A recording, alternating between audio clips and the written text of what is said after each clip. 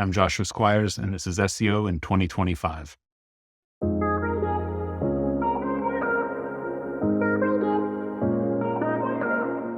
Joshua, what's your number one SEO tip for 2025? My number one SEO tip is that omnichannel marketing is going to be essential for SEO success in 2025. Omnichannel marketing is going to turn the typical approach from SEO on its head by influencing audience behavior before they get to the search engine. Okay, well, we'll dive into that. I like the word. Is it word? Omnichannel, or is that a phrase? It's probably two. It's one word. It's more than multi-channel, because obviously omnichannel is thinking about all channels at the same time, but multi-channel is a more of an approach where you can focus on different channels, but not necessarily tie them together. So why did you pick omnichannel as an approach that you preferred? Well, I really appreciate you calling out the difference between multi and omni-channel, because I think that is the world that SEOs live in currently, is the multi-channel world. Years back, I recall SEOs talking about taking paid, PPC data and using that for SEO insights. And so as SEOs, we're not unfamiliar with multi-channel. We've learned a few neat tricks. Some of us still use them, but it's not the most effective approach. Over the past year specifically, since Google's sort of come off its wheels and AI is starting to take over, more and more importantly, we need to be actually reaching the users and not relying on, I hate to say it, but SEO tricks to influence Google's platform. We need to use the platform to ensure that we're reaching our users, but our users need to want to find us before they get in front of the search engine. Is it still called SEO? The SEO hasn't become marketing now? It is. The SEO portion remains the same, I think, for the most part. Tech SEO will absolutely remain the same. Keyword research, competitor analysis, these things still matter. But I think as SEOs, instead of looking at the entire universe of possibilities, we see things like programmatic SEO, where they take a bucket of keywords and sort of blow it up into a bunch of pages. People who are really good at it keep it managed. They put a fence around the intent, make sure that we're not getting outside of what the business does or what the audience expects. And that's great. But we really should be thinking about what are the business objectives of either, the business we work for or the client's business if you're an agency SEO. Reaching beyond the basics of SEO to think critically about achieving business objectives and where we fit into the larger puzzle helps us gain greater reach. It helps us more effectively influence our audiences. And I think it's not going to turn us into generic marketers, but I think it's going to require more generic marketing knowledge than SEOs have been used to having in the past. And have you thought this way for a while, or did your thinking evolve maybe thanks to the Google leak? The Google leak certainly did not hurt. And even before the leak, some of the information that came out in the deposition. Nav Boost, I think, for any SEO that's been doing this for a while, I've been doing this for 17 years. I have heard the theory that something like Nav Boost existed, and to see that validated was very fantastic. I felt good all over. I'm not a fraud. I am a smart, critically thinking SEO, but I think that immediately represented an opportunity that sort of shook me out of some of the SEO fun bag of tricks and made me focus more on holistic marketing strategy. Because at the end of the day, Nav Boost is about branded search, and brands have absolute control over branded search. The problem is most brands aren't thinking about branded search, right? We haven't seen brands at scale start thinking about how messaging influences search. I think it's been a very passive thing, but there's an opportunity now to make it a more active thing. Should most businesses be thinking about branded search, or is it not the case where maybe smaller businesses just have to accept that they're after generic queries and most people who are not customers aren't going to have heard of them? There's a balance to be maintained. There's still value in unbranded search, and unbranded search remains important. you'll never know what the cap on your audience is unless you're constantly trying to grow. And in any business, especially in a capitalistic market, is always going to find ways to grow. So there's still value in unbranded search, but branded search specifically, if you're a small business, simply saying that, I sell wrenches, well, that's great. And even if you went garage to garage and said, I sell wrenches, you'd sell wrenches, you'd find customers. But if you started taking out billboards and started attaching your name to wrenches, to the thought of wrenches. Here in the US, there's a company called Snap-on, and they're like aspirationally fine tools for mechanics. They're incredibly pricey, but they're incredibly well made. They're well warranted, and they're attractive. And they have built that reputation so that if I told you you can have a tool for one of two companies and I put two logos side by side, if one of those is Snap-on, the affinity is already there for Snap. That is a thing we don't have in search, in unbranded search, this instant affinity. So as a new business or as somebody who hasn't established strong branded search, we start with unbranded, right? You have to generate some awareness that you exist. And in a lot of cases, that just sort of happens. If you, build a website and you're selling a SaaS solution or, shoes, people will find you in some small number and you can sort of build off of that. But at the same time, you're building non-brand, you should be figuring out how you're going to establish brand. And I'm working with clients today that we want to figure out the messaging of the people who have interacted in a non-branded engagement. What have they liked about us? What is the messaging that we've put in front of them that has worked? What messaging have they seen, whether it's paid ads, whether it's digital outdoor, whether it's billboards, whatever that may be? What are the things they seem to be responding to? How can we test those? And how do we activate those? And when you find the formula, that starts to solidify your brand messaging. And for very young businesses, can solidify your brand identity. People like us because our customer service is outstanding. Yeah, we sell the same thing as everybody else and at roughly the same price, but you'll come back to us because you like our customer service. That was Zappos' success story years ago. And look at them now. I like how you're talking about brand messaging and brand identity, because I think when you initially talk about brand, many people think logo or just company name. And is the customer going to remember that after X number of touch points, either on a website or interacting with that particular company on social media? But it's deeper than that, isn't it? It's a consistency of messaging. It's resonating with that. Do you have any further thoughts on how to tailor that messaging so that people are going to be more likely to remember it after the least possible number of touch points? The least is going to be different for everybody. I'm an old school marketer. I actually started as a copywriter in traditional advertising, and I carry a lot of that knowledge with me. One of the things you used to hear around the shop was Coca-Cola brands its trucks for a reason. And I think that is really powerful. It's about passive consumption. You can take the Coca-Cola logo, take the words out of it, and it is recognizable around the world.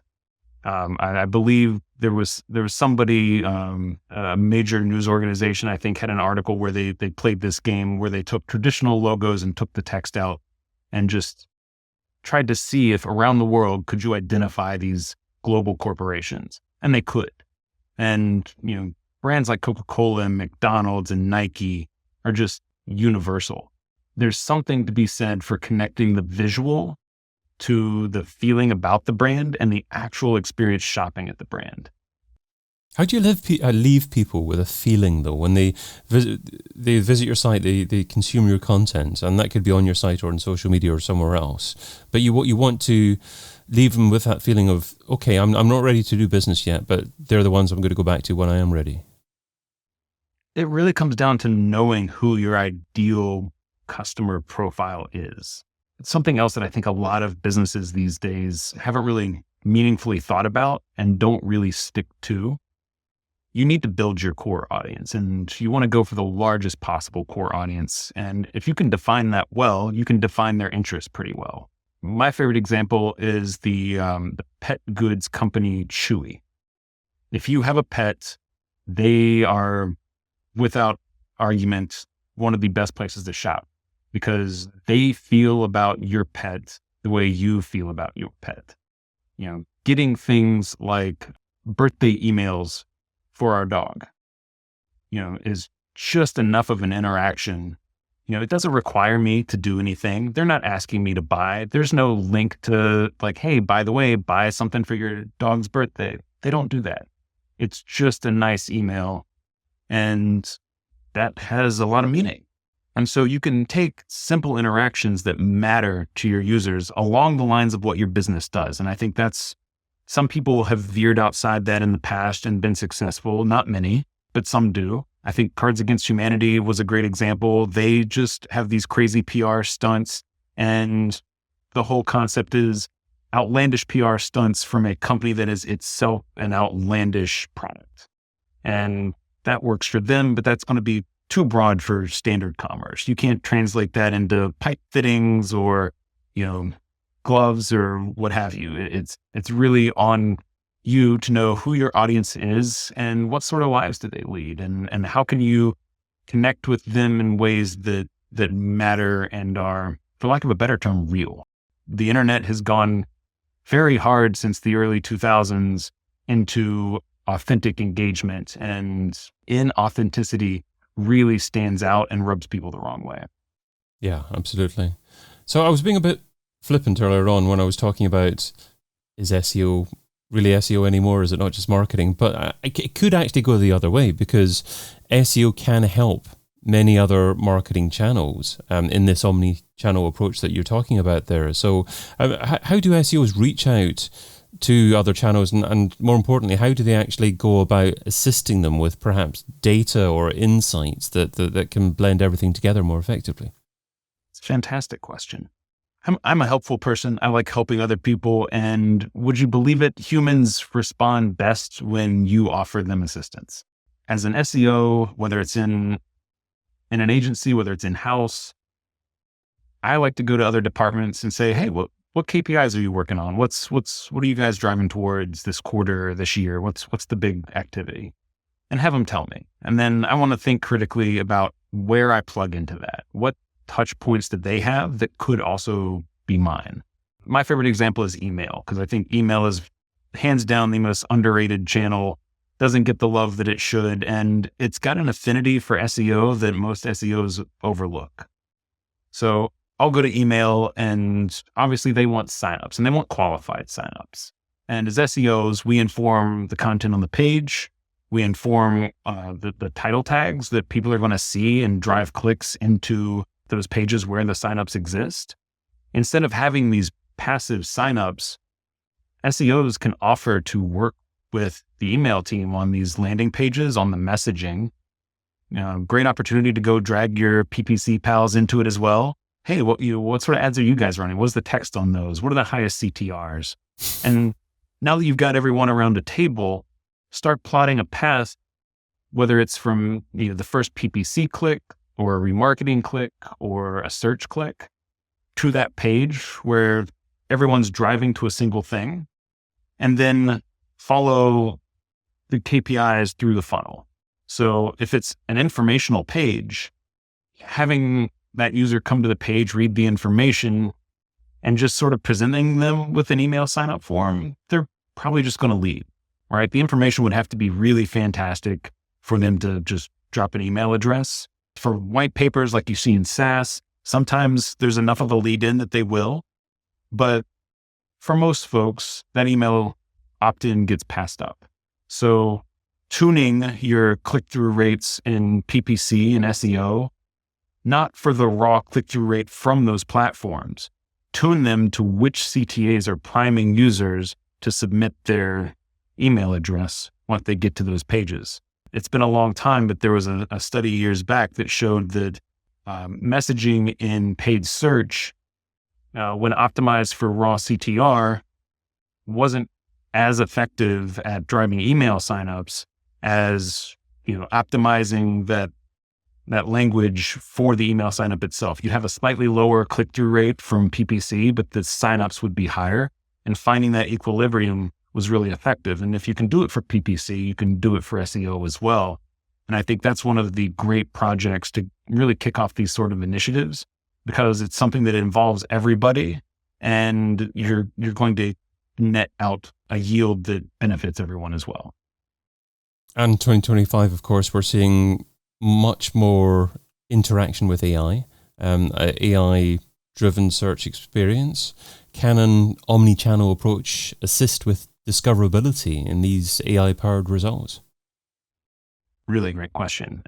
That's probably the thing I love most about the omnichannel approach is simply by being a great omnichannel marketer, you're going to generate the things that will naturally influence AI and LLMs over time. Perplexity has been open about saying that they do look at backlinks as a means of testing trust. We know that some of these places are striking data deals. I believe Perplexity had a deal with Yelp for location data services. And if you do local focus searches, you're going to see mostly Yelp pages as a result.